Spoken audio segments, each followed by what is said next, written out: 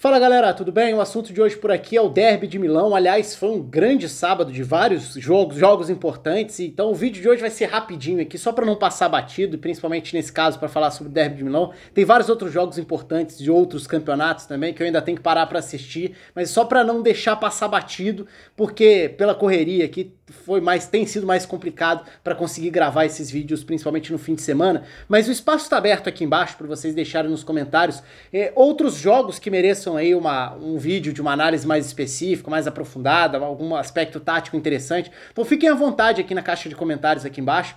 Deixa aí outros jogos, porque como nesses próximos dias, principalmente ali na segunda-feira de manhã, acaba sendo o período que eu começo a colocar mais em dia os jogos do fim de semana que eu não consegui ver ao vivo, de repente eu faço vídeos durante os próximos dias aqui sobre eles, tá certo? Então, se inscreva aqui no canal se você ainda não se inscreveu, clica aqui embaixo, ativa o sininho da notificação, deixa a curtida no vídeo, deixa o seu comentário, pode ser sugestão de algum jogo, de algum tema para abordar nos próximos vídeos, e claro, pode ser também sobre o Derby de Milão. Porque esse foi um derby muito interessante sobre vários aspectos. Ele era um jogo que era muito aguardado. Primeiro, pelas mensagens que esse jogo poderia passar, pelas mensagens que os dois lados, diferentes mensagens, que os dois lados queriam passar. Eu tô falando de Inter e de Milan, e por que essas mensagens são diferentes? A mensagem da Inter era: essa é uma temporada para brigar pelo título, para ameaçar a hegemonia da Juventus. É um elenco mais profundo em termos de alternativas, é um elenco mais preenchido, com boa qualidade, e agora com um maior número também, né? Mais numeroso também. Então é uma temporada para a Inter bater de frente. Essa é a mensagem que a Inter quer reforçar a cada momento. Eu vou chegar em alguns desdobramentos disso já já. E a mensagem do Milan é: o Milan tá embalado, é um início 100% e continua com essa vitória diante da Inter.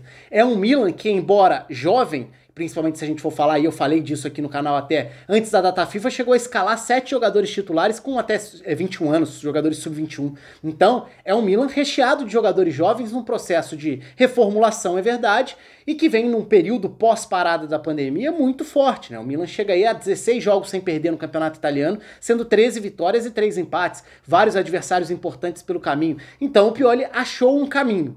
E aí qual era essa mensagem do Milan? Reforçar a ideia de que o Milan tá em plena reconstrução e em crescimento, e que já é capaz de bater de frente com a rival, por exemplo, o Inter. Se não nos pontos corridos, porque acho que não é esse clássico que vai mudar muita coisa em relação a isso, eu ainda não vejo o Milan como um candidato aos títulos. Mas o Milan vai mostrando ser um time competitivo, capaz de bater de frente, ainda que em jogos, em enfrentamentos. E isso já é um passo relevante para um trabalho que há um ano, se a gente for lembrar, o início da temporada passada foi conturbado, eu já falei sobre isso em outros vídeos aqui. Aí teve a queda do Marco Giampaolo, o Stefano Pioli assumiu com toda a desconfiança do mundo.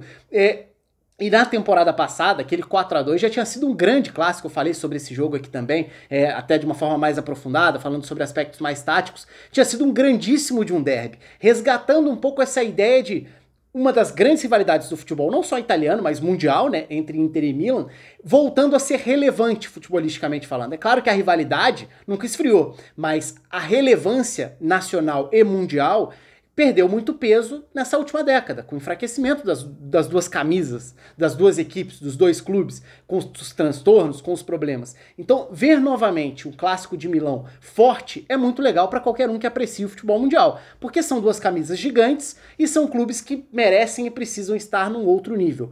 Hoje, a gente pode falar, a Inter tá à frente do Milan, mas no jogo, deu Milan. E foi um jogo com alguns aspectos também legais da gente abordar aqui. O primeiro, o principal deles, né, o Ibra. 39 anos, e o que o Ibra tem sido em relação a protagonismo é algo impressionante, né? Eu já falei isso outras vezes aqui, eu não esperava, na volta do Ibra ao Milan, que ele pudesse ter um impacto tão grande para decidir jogos, para ser protagonista, para virar realmente a referência desse time. Eu enxergava a contratação lá atrás meio que como uma busca por uma referência de um cara que representava um resgate de um Milan vencedor lá de trás, mas muito mais desse lado afetivo do que exatamente entendendo que o Ibra voltaria sendo protagonista, sendo destaque, e ele tem sido desde que voltou, tem sido uma peça muito importante, agora recuperado depois de ficar afastado também por conta do vírus e tudo, mas de volta e fazendo gols e brilhando. Foi um jogo que também escancara, e aí quando a gente fala sobre particularidades dos dois lados, eu não vou entrar em aspectos mais detalhados, mais aprofundados, táticos aqui do enfrentamento, então eu não vou usar o campinho, mas dá pra gente falar sobre alguns aspectos dos dois lados. Porque o jogo foi bastante equilibrado, né? O Milan começa fazendo 2 gols rapidamente, diante de uma Inter que já se lançava ao ataque, tentava atacar, e aí tem características que são bem importantes. E uma, obviamente, está vinculada à outra no enfrentamento, não tem como falar de um lado sem falar sobre o outro, de que forma isso beneficia, isso atrapalha, isso dificulta, enfim. O fato é que a Inter tem sofrido muitos gols nesse início de campeonato italiano. Então são 8 gols sofridos em 4 rodadas. É verdade que também está marcando muitos gols, mas aí tem uma mudança já bastante evidente. É uma Inter que tenta usar mais recursos ofensivos e encontrar mais recursos ofensivos, mas que ainda está tentando achar equilíbrio para não ser um time tão vulnerável.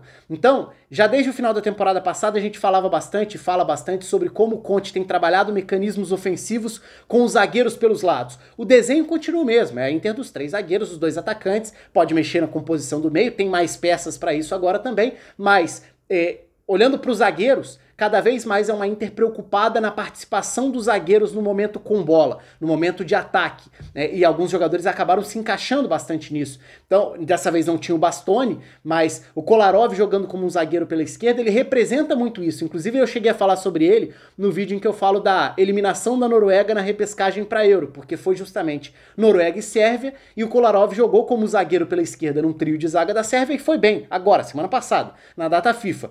E agora, diante do Milan, a gente viu o Kolarov iniciar, por exemplo, o lance do gol, né? Ele quem aciona o Perisic na ponta para o passe, para o cruzamento para a área, para o gol do Lukaku. Então, o Kolarov pode ser esse zagueiro pela esquerda que participa com qualidade no momento com bola.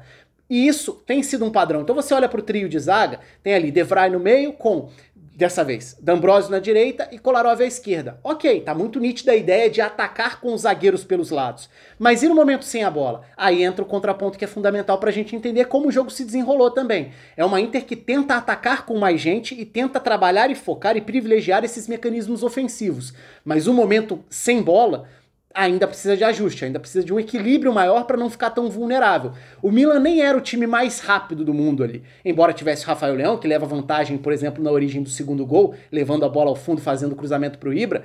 Do outro lado tinha o Saelemaekers, mas por dentro, Çalhanoğlu e Ibra. Não são os jogadores mais rápidos, mas eles frequentemente encontravam os espaços. Tanto na saída para receber essa bola, esse passe, seja como pivô, abrindo espaço, ou achando o passe em profundidade. O lance do pênalti do 1-0, por exemplo, é o Çalhanoğlu enfiando a bola para o Ibra nas costas da linha de defesa. Um setor que o Kolarov sofreu muito sem bola dentro do jogo e que serve um pouco como esse exemplo de uma Inter que está tentando achar um melhor encaixe, seja pelas características dos jogadores que farão essas funções dos zagueiros pelos lados, ou até numa composição mais, falando de uma forma mais geral mesmo, de um equilíbrio coletivo. Agora, a Inter chegou a criar chances, poderia até ter saído com um resultado um pouco melhor do que a derrota, poderia ter buscado um empate, o próprio Lukaku teve a chance no finalzinho dos acréscimos já de calcanhar, o Lukaku deu muito trabalho também, se apresentando muito para o jogo. O Lautaro já teve um pouco mais de dificuldade de aparecer no nível habitual, méritos para o Kjaer, que fez uma partida importante ali nesse embate também. A Inter começa a explorar bastante o potencial que o Achraf Hakimi tem para se projetar pelo corredor direito e dar trabalho por aquele setor, pela aceleração, pela chegada à linha de fundo. Então foi um dos duelos, já era um dos duelos mais aguardados, esse lado com Achraf Hakimi e Theo Hernandes. O Theo Hernandes não apareceu tanto assim no ataque, teve dificuldades em alguns momentos defensivamente. No fim, o Conte acaba colocando mais peças ofensivas, termina o jogo já com Barella, Eriksen, Alexis Sanchez, Lautaro e Lukaku. Então já era uma Inter indo meio que pro tudo ou nada, diante de um Milan que soube ser mais organizado, acho que no sentido de equilíbrio, o Milan foi melhor e isso tem um pouco a ver com esse início de campeonato. Então é verdade, a Inter já teve desafios complicados na tabela até aqui. E teve jogos de muitos gols, né? Contra o Benevento, contra a Fiorentina, tinha tido um empate contra a Lazio, agora a derrota para o Milan. São pontos importantes que ficam pelo caminho. É claro, ainda mais um campeonato em que todo mundo olha para a Juventus como time a ser batido, embora seja uma Juventus em transição também. Agora, talvez o mais alarmante, acho que o mais sintomático disso tudo, seja ver justamente o número de gols sofridos e essa fragilidade, essa vulnerabilidade defensiva da Inter em busca de um equilíbrio. E do outro lado, um Milan mais equilibrado, ainda que com menos recursos. O Milan tem menos time e menos elenco do que a Inter. Mas hoje parece um time mais equilibrado, ou pelo menos mais pronto dentro do que se propõe a fazer, enquanto a Inter está passando por um processo de adaptação do que quer fazer. E o próprio Conte já falou sobre isso. Tem sido um Conte do prefiro ganhar de 5-4 do que um 0-0 ou 1-0 suado. isso tem ficado nítido dentro da dinâmica dos jogos, até do número de gols dentro dos jogos da Inter. Mas isso só é sustentável se o time tiver um sistema defensivo um pouco mais sólido. Então essa sequência de temporada vai ser interessante em relação às escolhas, às prioridades do Conte também, e do lado do Milan, mais uma vez, um resultado bem relevante. Muda o status do Milan? Muda qual é a ambição do Milan dentro do campeonato?